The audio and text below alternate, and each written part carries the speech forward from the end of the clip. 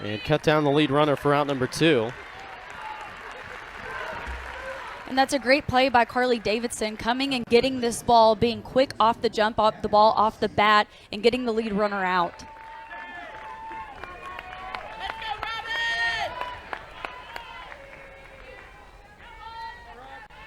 Now this is trouble here.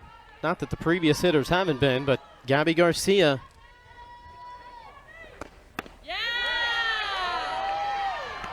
Herron trying to slam the door right now, something she's been so good at this year. Robin Herron allowing opponents to hit 3 of 47 at the plate with 2 outs. It's a batting average so low that you can't even really spit out the number because it doesn't sound like a batting average. It's less than 100.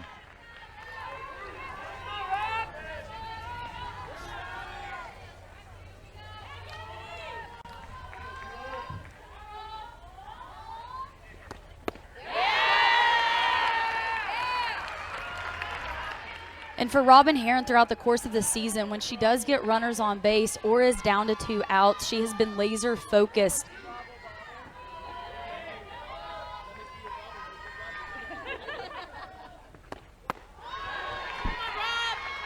Three and 1 now.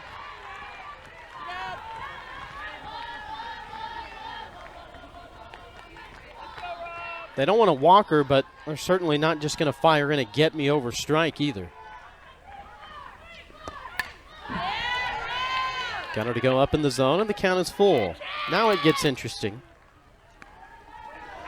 And this is when you're this type of hitter that applies pressure on a pitching staff and a defense. As a pitcher, you are trying to work the border, the corners of the plate, not throw anything through the heart of the zone.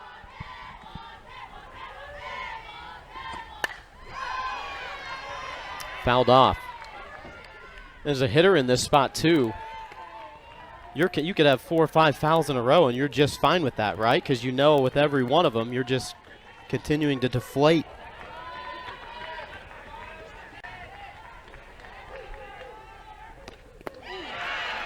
Till you get one like that. 2-out walk for Gabby Garcia. 2 aboard for Oklahoma. Already a run on the board here in the top of the first. Ilana Agbayani.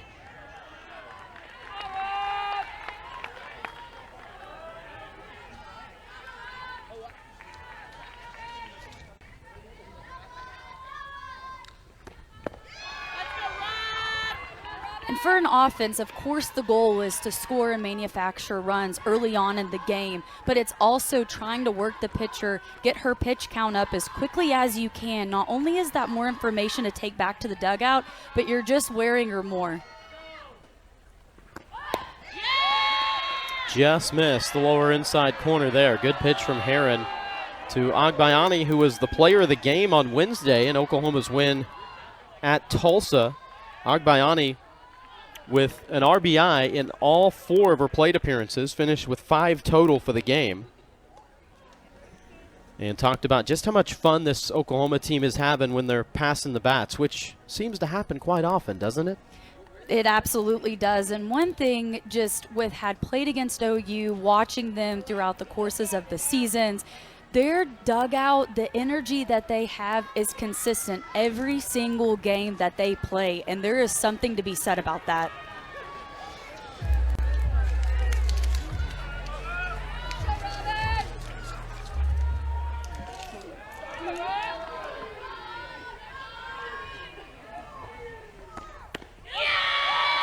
There's a strike from Herron. A 1.30 ERA so far for the lefty Robin Herron, who's already got her name plastered all over the Arkansas record books.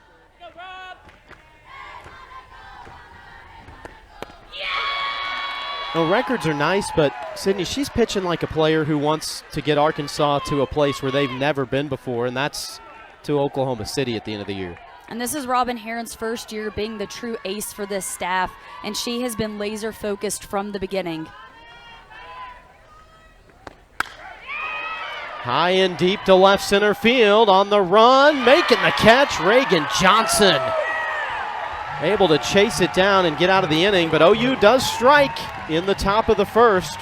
Production, we talked about Ellis earlier, but man, Reagan Kramer in the 5th spot. She is having the best year of her career. Reagan Kramer has been a consistent player for the offense throughout the course of her career with Arkansas. Coach Stiefel, and not to mention, let's talk about the very limited amount of strikeouts that she has offensively. That's what's impressive.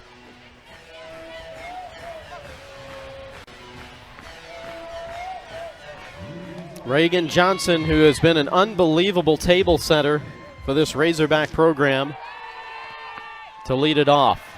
And takes a first pitch strike. Now a junior. The Texas native, top 10 in the SEC in runs scored and stolen bases. Now this was an issue on Wednesday. When Sam Landry came into the game, there was a discussion. She was called for an illegal pitch because the foot came off of the rubber, stepped forward, and then you had the secondary foot coming forward as well. And so it's kind of an explanation here that they're giving to her early on, maybe something to watch. And let's take another look at this. So as a pitcher, your front foot has to stay planted on the rubber as you push off. It cannot pick up and replant again. And one thing that was made mention in that Tulsa game, that was something that shook her up just a little bit.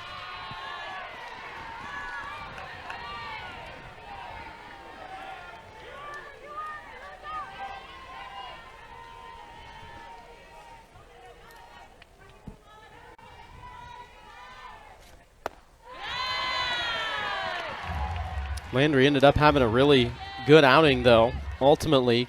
She gave up the run that inning, as you mentioned, so maybe got to her a little bit, but to her credit, was able to buckle down the rest of the way. Finished with 3 2/3 in relief. 1 earned run, 5 strikeouts, and maybe the most important number, no walks. That's key for them today. Very key, limiting the amount of runners on the base path. Both coaches, Coach Stiefel, Coach Gasso, they talked about not giving the other team more than what they deserve.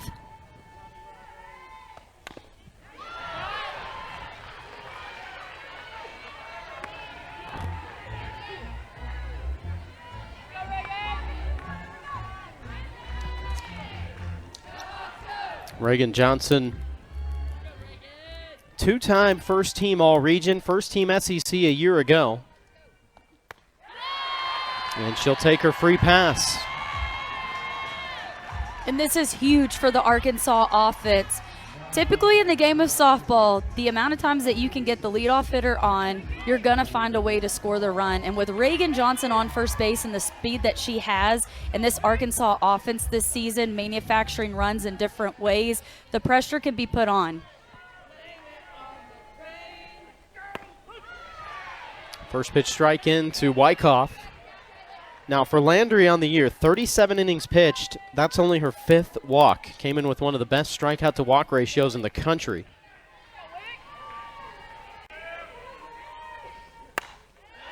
Hard through the 5-6 hole. Johnson will stop at second. And that's a good aggressive piece of hitting from Kaylee Wyckoff. Great swing by Kaylee Wyckoff, and on the defensive placement, Gabby Garcia was shifted a little bit more up the middle, as we can see here. And with Wyckoff's swing, the hard hit through the 5-6 hole, there wasn't enough reaction time to get to that ball.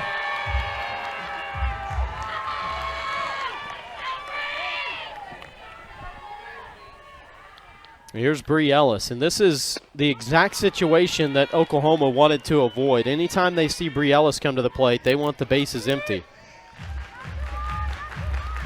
Similarly to Garcia, Bree Ellis is the type of hitter that you want to pitch around.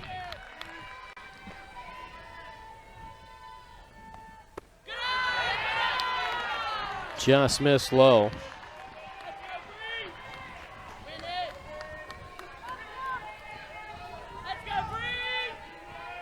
No active Division I player with more than Bree Ellis. Ranks 3rd among active D1s in career RBI with 183. And for Sam Landry, utilizing her off-speed pitch, she just went back-to-back changeups, and that's a really good approach against a hitter like Bree Ellis. Oh, that's a tough pitch to hit. That is a huge strikeout for Landry. Just busted her inside. And that pitch combo, let's take another look at this. She went back-to-back off-speed pitches that Brielis did not bite on, and then came hard and inside with that late-breaking drop ball. It's a great setup. Courtney Day takes a first pitch strike. I mean, as a right-handed hitter, there's nothing you can do with that, is there? With the break that Landry has on her drop ball coming that hard and inside, and it breaks so late that you can't get the barrel out in front. Smacked foul. The bat of Courtney Day. This is career game 199 for the senior from Pearland, Texas. If anybody understands this rivalry, it's Courtney Day, who transferred from Texas. The Red River rivalry between the Longhorns and Sooners. High hopper to the right side. Agbayani gets the tag and to first for the double play. How about this twin killing to end the threat?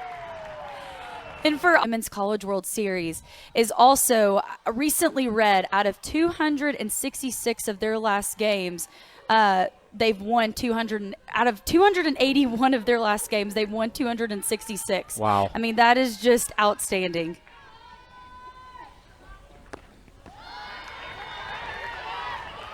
And not to mention only 15 losses through 4 years of their national championship run.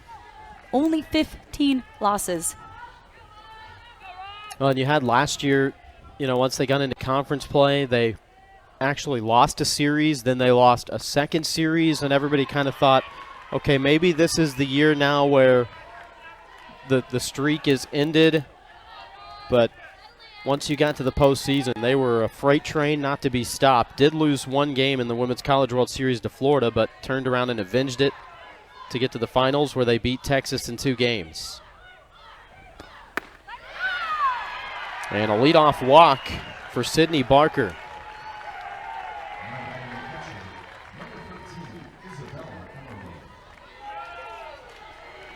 That's the second walk that Oklahoma has taken.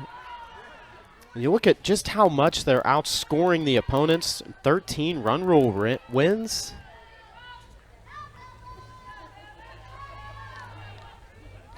Just ridiculous numbers. But on that same note, you know, Game 3 against South Carolina last weekend, they hit no home runs and still proved that they can win a close, low-scoring game like that. It doesn't have to always be by offense, and that's kind of what makes it scary for the opponent.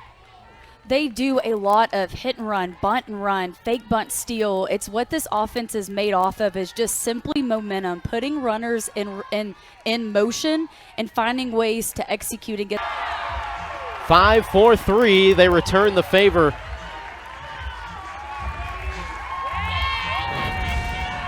And what a double play. McDowell cleanly fielding this ball, gunning it over to Davison at second, Tubry Ellis at first. That is some clean defense. 9th double play of the year for Courtney Deifel's team. They actually came in with a better fielding percentage than Oklahoma, 983 for the Hogs entering this weekend. Respectively, they are second in the nation while Oklahoma is 5th. So you're looking at 2 of the elite here in this series. And we talked about the importance of not self-inflicting and errors at the top of that list. Now the Razorbacks are 16-0 when they don't commit an error.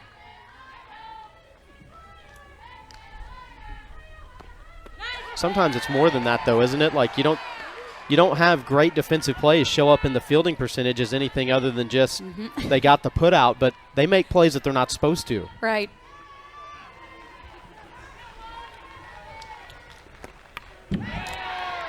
Dayton able to stay alive here. And you know, Josh, it's talked about, of course, offenses win ball games, but I will live and die by defenses win ball games all day long.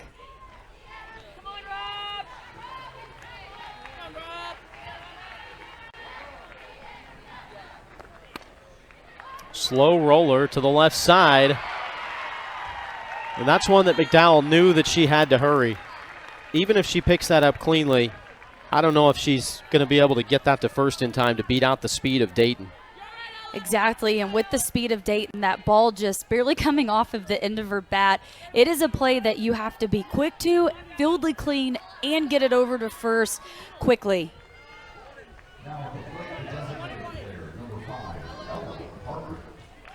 You can see that one being discussed for a long time in the booth where the official scoring has happened. I think you could make a case either way, but wait and see how it gets scored at the ballpark. Back to the top of the lineup, though, as the Sooners get to see Robin Herron's second time through.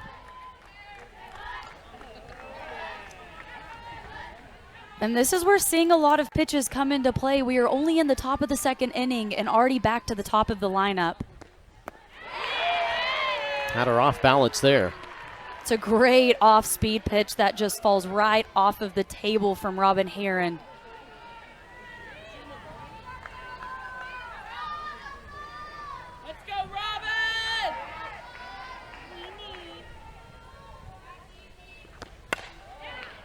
To the right side. Davison's got it. Side retired. Leadoff reaches, but a double play. Hogs get out of the inning unscathed.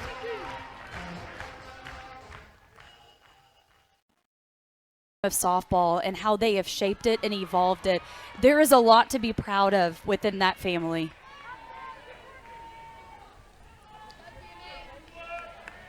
And Patty Gasso said, you know, I would have believed maybe that both of my sons become coaches, but softball coaches, you could tell it just has her brimming with pride for her two boys. And another thing that she made mention of that was so interesting that I loved is that she felt like this matchup today or this weekend is a celebration in her eyes. Kramer back to the circle. Landry takes care of business, and there's one away here in the second. And that's what Landry does best, keeping the ball low in the zone, getting her defense to get outs. Joining us, Arkansas got a walk and a hit to start the first inning. Things were looking promising, but Bree Ellis, who's been the most powerful hitter in the country, Sam Landry was able to buckle down and strike her out, and then got a double play ball to end the inning. That threat was squashed real quick.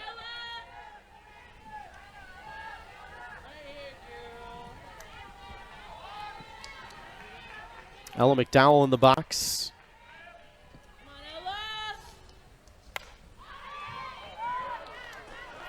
And what makes Sam Landry so challenging to hit off of is the ability that she has to change speeds.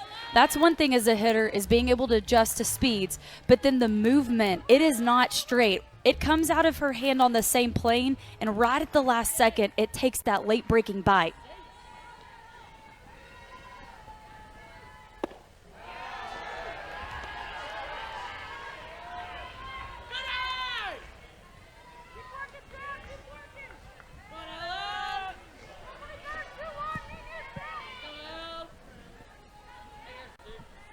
Landry ahead, 1-2.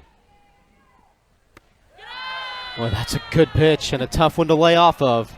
And a 1-2 count, very tough pitch to lay off of, but for Sam Landry, that is just barely missing the bottom of the zone.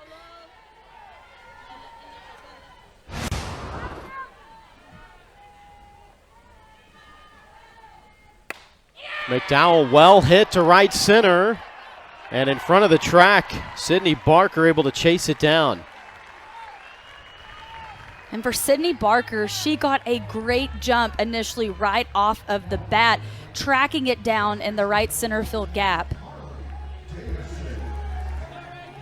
A lot of versatility for Barker. She can play a good first base as well, which is a spot they're going to continue to try to get her reps at. But she's played second, short, first, and the outfield this year. Versatility is kind of the common theme in today's world of softball, but you don't see many players that can play all of those that we just named off. I was just about to say, Josh, the biggest asset that you can have in the game of softball is the ability to be versatile, play multiple positions. Not only does that earn you a spot out on the field and keep you in the lineup, but it allows the ability for your team to be able to shift the defenses whenever they see fit, a coaching staff to shift the defense when they see fit, depending upon the opposing team that they're facing. And correct me if I'm wrong, but it seems like majority of the players that play for Oklahoma are versatile in the ability that they have to play numerous positions. No doubt.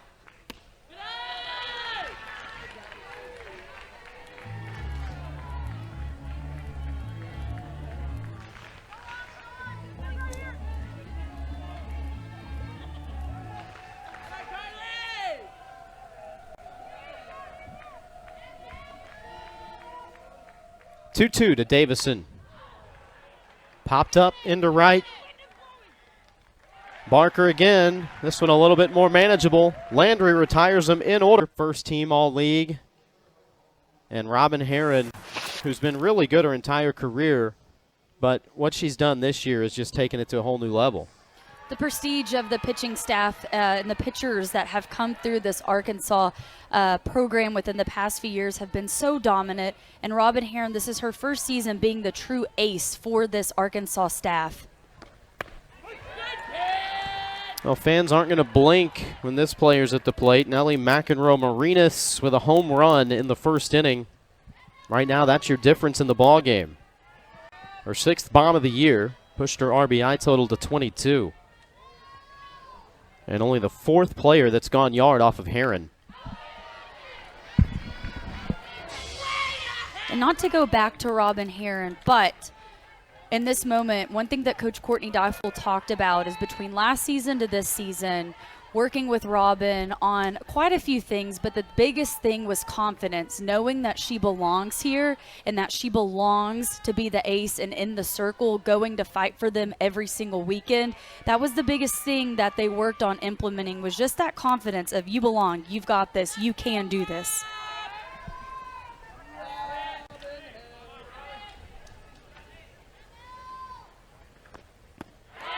Got her to chase the 0-2.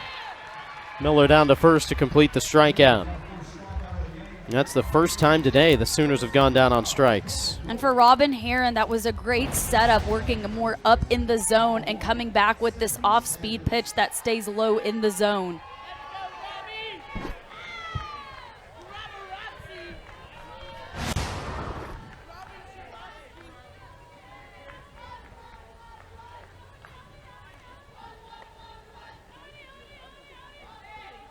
Well, Heron getting that strikeout, I don't think anything is more indicative to the point that you just made, that she had to believe she could do it there after giving up the home run the first time. You bounce back and say, that was then, this is now. It's all in about how you can respond, how you can throw that punch back, and when adversity strikes, how are you going to respond to it? And for Robin Heron, that is a huge pitch.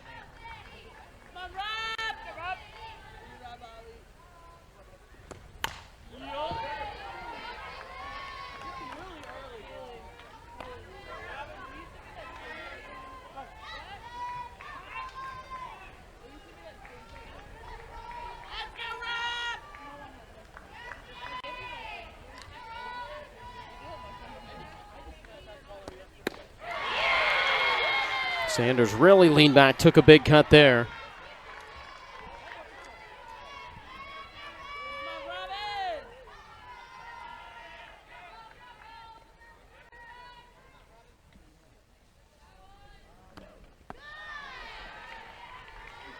The senior coming in with a 569 OBP. That's among the league leaders.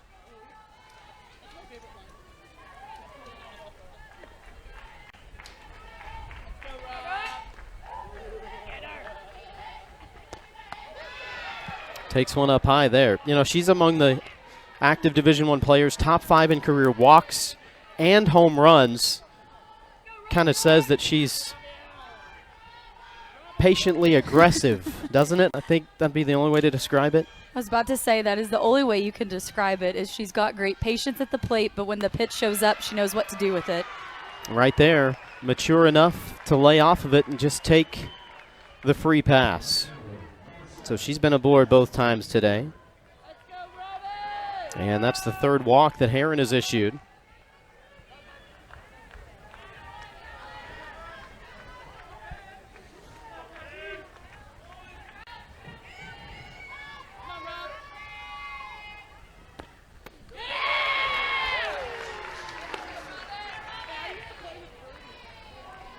And for Robin Heron, her off-speed pitch is working more precisely in the top of this third inning. And as a pitcher, the name of the game is to keep the hitters off balance. In between her rise ball and changeup, she's doing a great job of offsetting those pitches.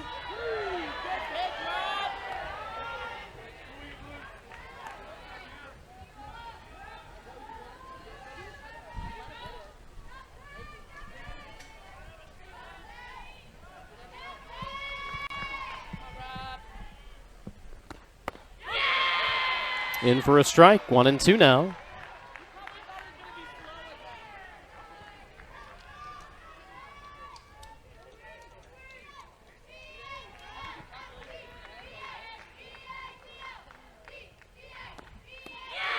Called strike 3. Just got the outside edge.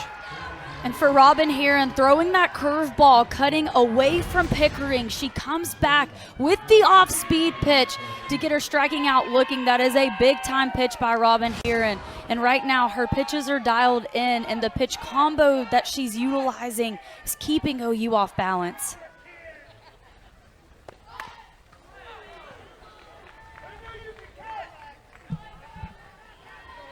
Couple of strikeouts this inning now.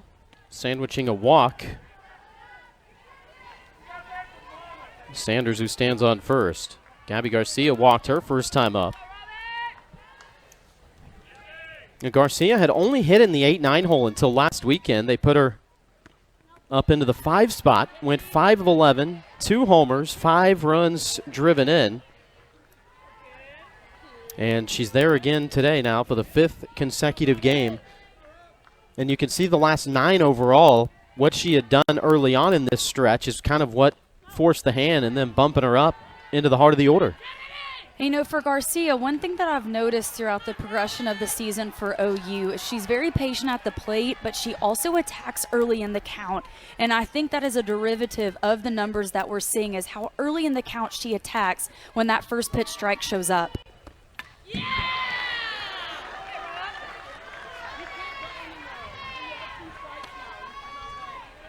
Comes in on a 9-game hit streak.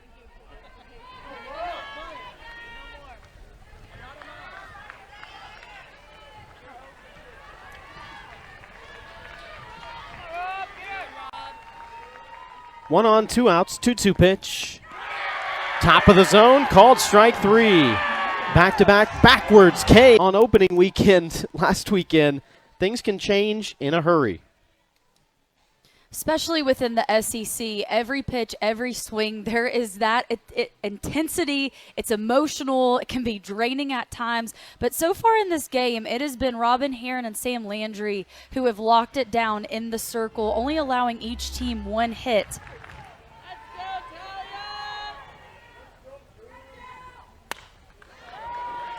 And one thing that both coaches talked about coming off of that first weekend of SEC play is in the circle, limiting the amount of walks, really honing in on executing pitches. That was one thing that was the biggest takeaway from their series against Ole Miss and South Carolina. Rio right back to the circle. Back-to-back innings where it's been a 1-3 putout to start. And we talk about the elite defensive effort from both of these teams. Sometimes it gets overlooked, but the pitchers are a huge part of that.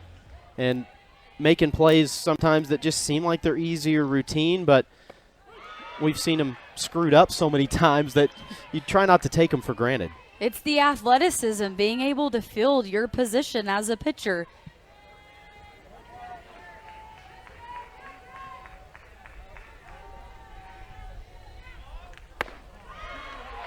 One of the best things that and this is going to sound so simple, Josh, but one of the best things I was ever told, and my team was told during my time of playing college softball, is the best defenses in the country, they know how to play a high level of catch. That's it. Knowing how to play a high level of catch is what will excel your team and propel you forward.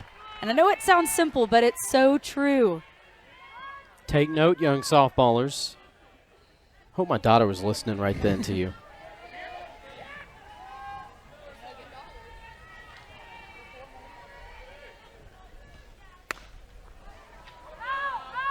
Skied up and out over near the Razorback bullpen.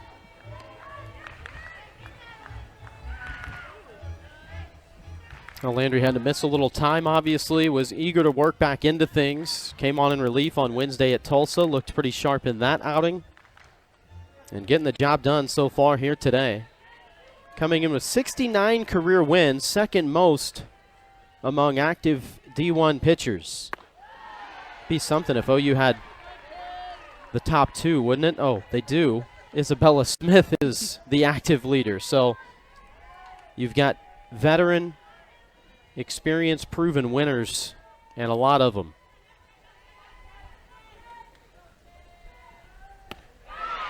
And she gets Miller here. And Sam Landry, it is the aggressive drop ball that she has within her arsenal. Such late breaking movement, it makes it difficult to get your barrel down to that pit as a hitter.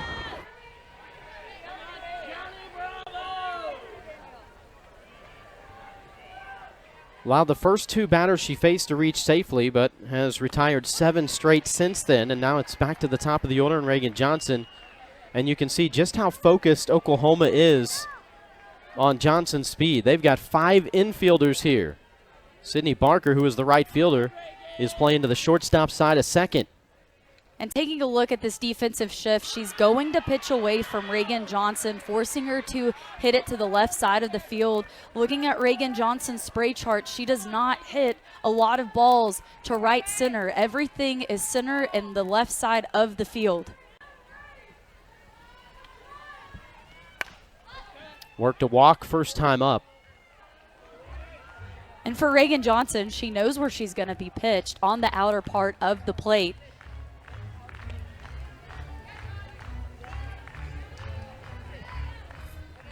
Her ability to adjust seems like has made her among the elite. Right now, a .379 career average, which is the best in program history. Able to take that just outside. And it's the tools that she has in her toolbox. The ability to bunt, chop slap, soft slap, power slap. She'll stand in and swing away on occasion. She does all of those 5 things on a very high level.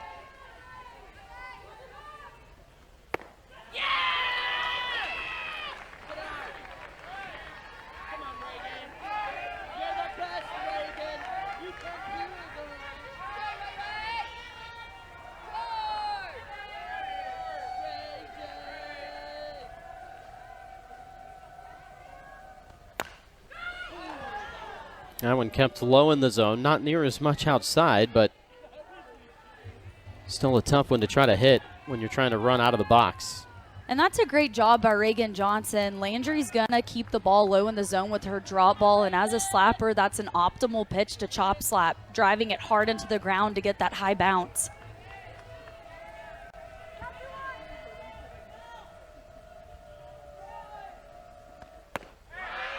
That was really close. Landry with kind of a half grin on her face saying, I'm pretty sure that was strike 3, but that's all right. I'll hang in here.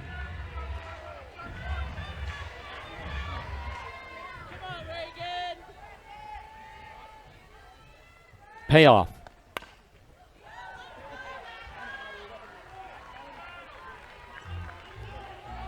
And even with having Sydney Barker pulled in to the infield with Reagan Johnson's speed, they're going to have to field the ball cleanly.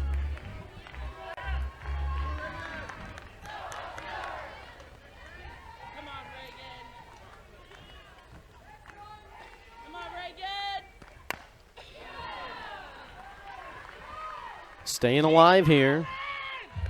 And this will absolutely go down as a quality at bat for Reagan Johnson, seeing more than 8 pitches in her at bat. That's one thing that Coach Courtney Deifel talks about, that they really like to track throughout the progression of the game, is quality at bats that the hitters have and high leverage at bats. Payoff pitch 3. Third time a charm in play, and Johnson still able to find a way aboard. And that fires up this crowd. Reagan Johnson displaying what she does best, putting the ball on the ground and running down the first base path. She gets on top of this ball, just chopping it ever so slightly into the ground. And with her speed, that's a no-brainer all day.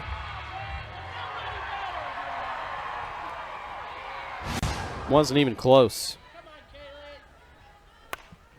Wyckoff first pitch, hit to third. McEnroe Marinas takes care of it. One left on for the Razorbacks in the third. And her drop ball that has kept the Arkansas offense off balance. And for Robin Heron, it was the top of the third inning. She started utilizing her off-speed pitch a lot more. It was more precise. So for the offenses, it's how are you going to adjust? What are you going to attack earlier in the count? What are you going to sit on?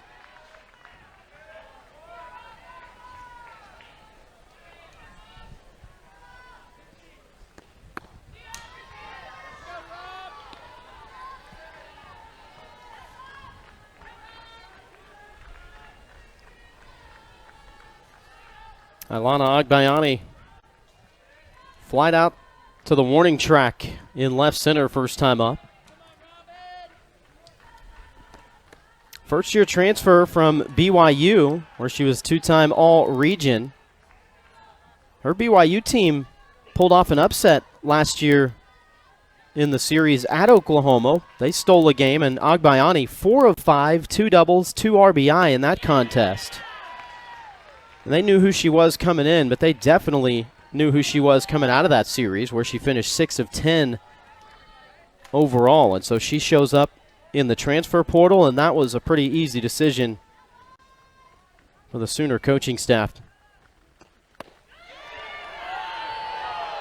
And you know, it's so interesting with college athletics nowadays and the ability to transfer players in. You see them in a series, you know, where they're playing against you, and then eventually they can play with you.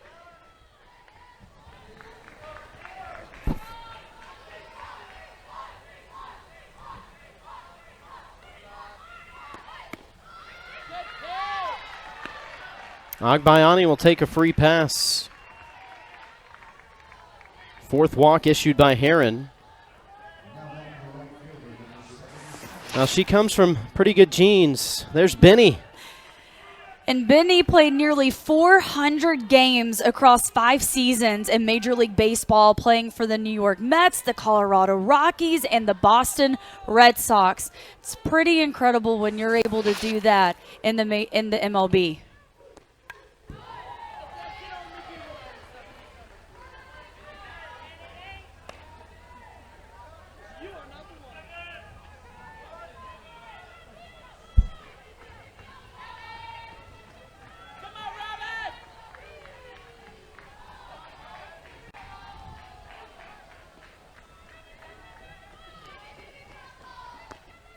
Parker, check swing, the appeal. Yes, she did.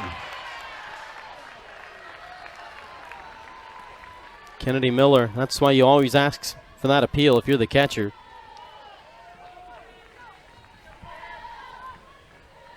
That's a big difference here. Forced Parker to swing with a little bit of pressure added on. And the crowd wanted that one. They really wanted that pitch. Barker walked her first time up. That was the lead off the second.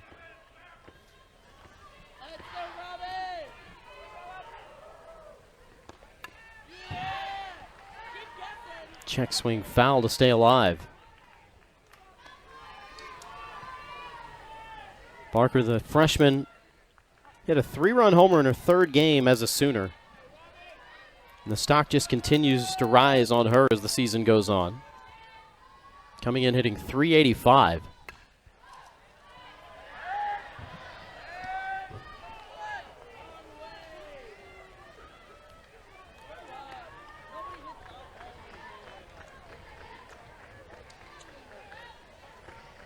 And talk about a consistent hitter so far throughout the course of this season. She has only had 1 strikeout. That's the plate discipline that Sydney Barker displays. Good work behind the plate by Miller to keep that one close, keep the runner at bay. Now this is the spot where Herron has just been really good. With runners on, sometimes you see the pitcher numbers kind of falter a little bit. Opponents hitting .086 against her with runners on base. And talk about the presence that Kennedy Miller has behind the plate. Those are both great back-to-back blocks. She only has 1 error behind the plate and 310 chances within her career. Elite level stuff. Courtney Deifel, a former catcher herself at the professional level, and said, you know, her ability back there, it just gives our pitchers all the confidence in the world that they can bury a pitch and it's no big deal. You don't even have to worry.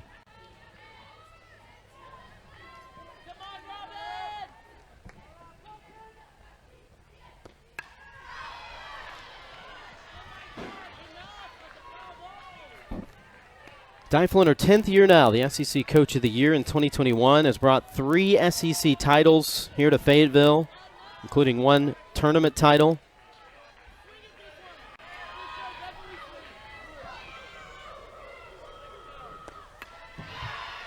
Great battle here by Barker. Now, there's times when you see Patty Gasso and she's enjoying herself just as much as the fans are. Asked her, you know, what are the moments that she enjoys seeing the most? And this was up there at the top of her list. These extreme battles at the plate. Mano a mano, pitcher and hitter. This time it goes to pitcher. The southpaw with her 4th strikeout. Robin Herron keeping them yet again off balance. And once again, it's due to the off-speed pitch that she's able to utilize lower in the zone when she's ahead in the count. Last 4 outs she's recorded have been by way of strikeout. And it was critical there to get that first out while not allowing Agbayani to get into scoring position.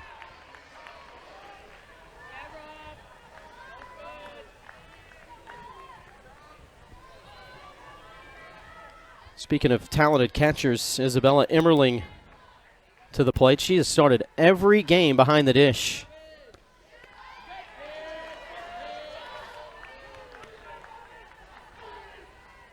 That's something you really don't see very often in today's game, is a catcher starting every game. Even at some point, expect them to just kind of say, hey, let's just give you the day off. She plays with the enthusiasm, though. I don't think she wants a day off. I was about to say the same thing, Josh, with the enthusiasm and just the intensity that she has behind the plate. Every pitch, she is into it. And when you're that kind of leader, being behind the dish, that's what helps your defense tremendously. And right there, that swing that Emmerling just took, we saw a little hit and run action.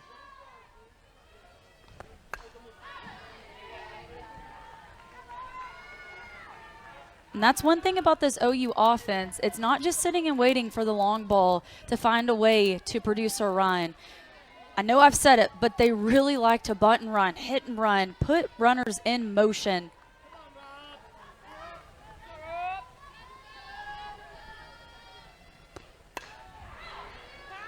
Sky's not out of play.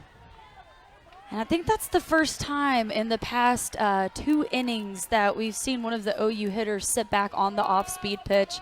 That really was a great job by Emmerling, keeping her hands back, waiting back on that pitch.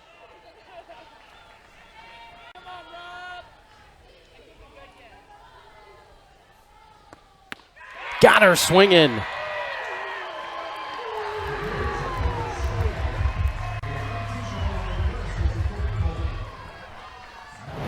And Robin Herron with the momentum all day long. This is a late breaking rise ball that starts about at the Oklahoma letters and just works its way up through the zone.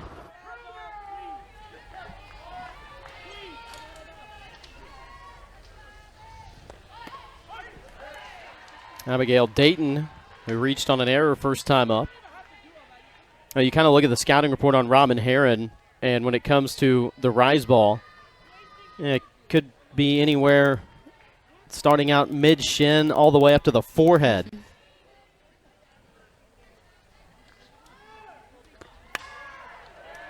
Sliced foul down to the left field corner.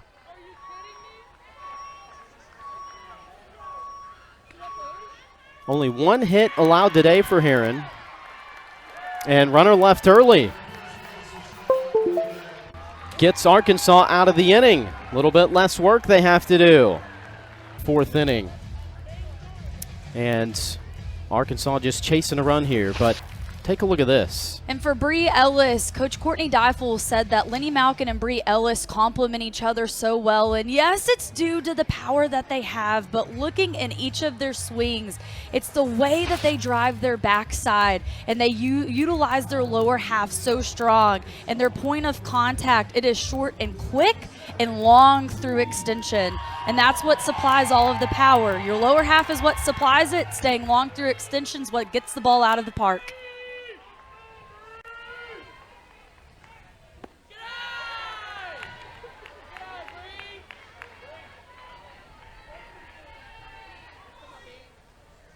Ellis trying to make something happen.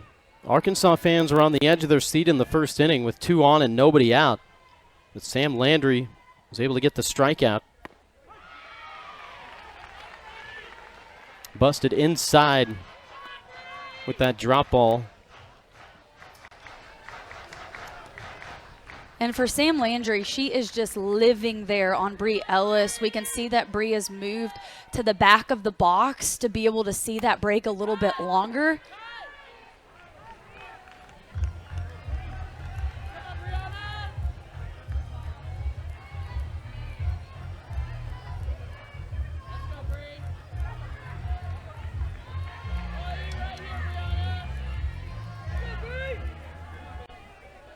Was only the 3rd strikeout in 83 plate appearances for Ellis. So not only the fact that they were able to get her out with 2 on, but getting the strikeout to keep the pressure off of the defense.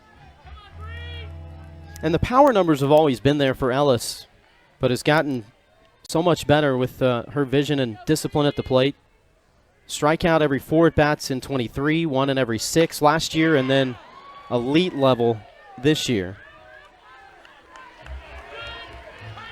And on the USA Softball Player of the Year watch list for a good reason. And the fact of the matter is Bree Ellis knows how to hit both sides of the plate so well. She has the ability to hit the inside pitch. She's able to stay on the outside pitch. And when you're able to hit both sides of the plate, that's what's going to lead to a lot of success. Got her again.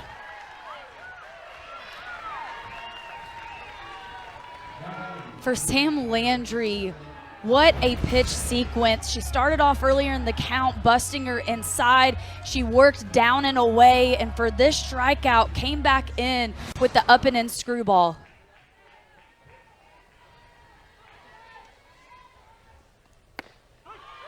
First pitch strike to Courtney Day. Now the level of consistency for Courtney Day has been really impressive. You see a lot of times, the scouting report gets out on a player who has success early in their career, and it just makes it tougher and tougher and tougher year by year. But she's hit 300 or better every year of her career, including utilizing the COVID year. So the super senior, just if you're waiting on a down year to happen, it just never has, and certainly isn't this year.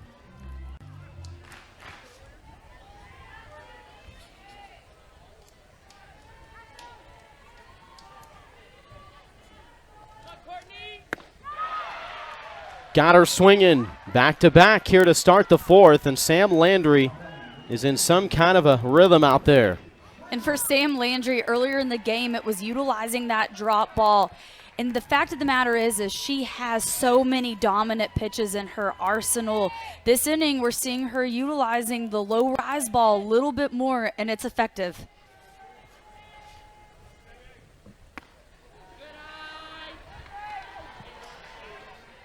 How about Reagan Kramer and her progression now to this year? look at the numbers, one of the best on-base percentages in the SEC.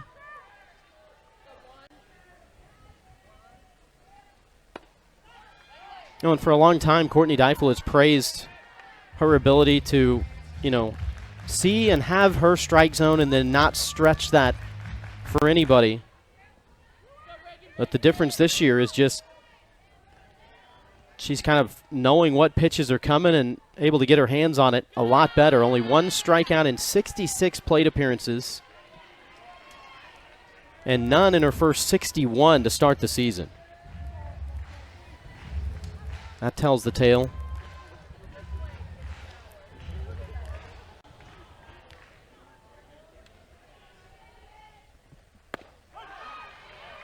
Taken all the way there.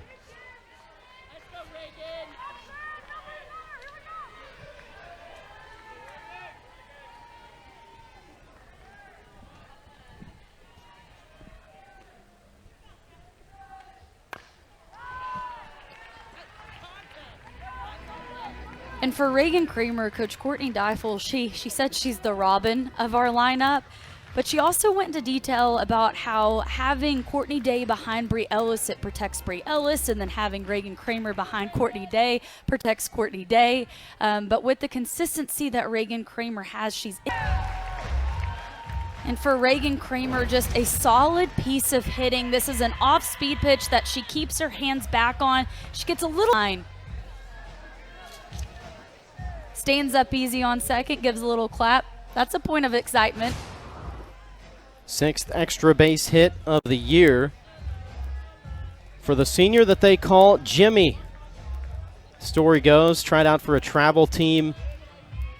Coaches didn't know who she was, number 99. Those coaches apparently knew somebody from their past that they played men's fast pitch with who was also number 99, so they just started calling her Jimmy, and it's stuck ever since.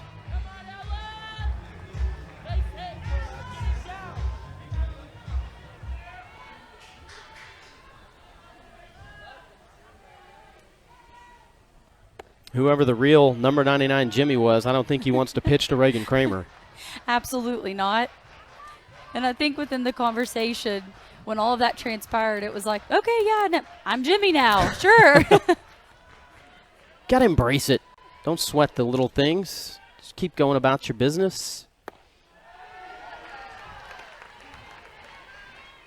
Somebody who goes about her business, but in a fun way and finds the joy in every moment. Ella McDowell. Her emotions on the field and off, just infectious with this team.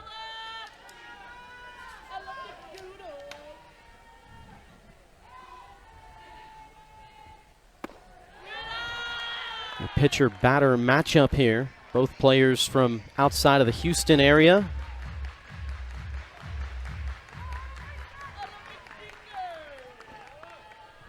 Ella McDowell from Richmond, Texas, Foster High School.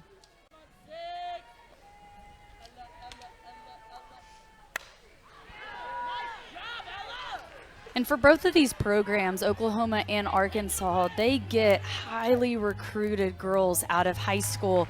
And for Ella McDowell, she was the number 3 overall player coming into Arkansas and the number 1 outfielder in her class by extra inning softball.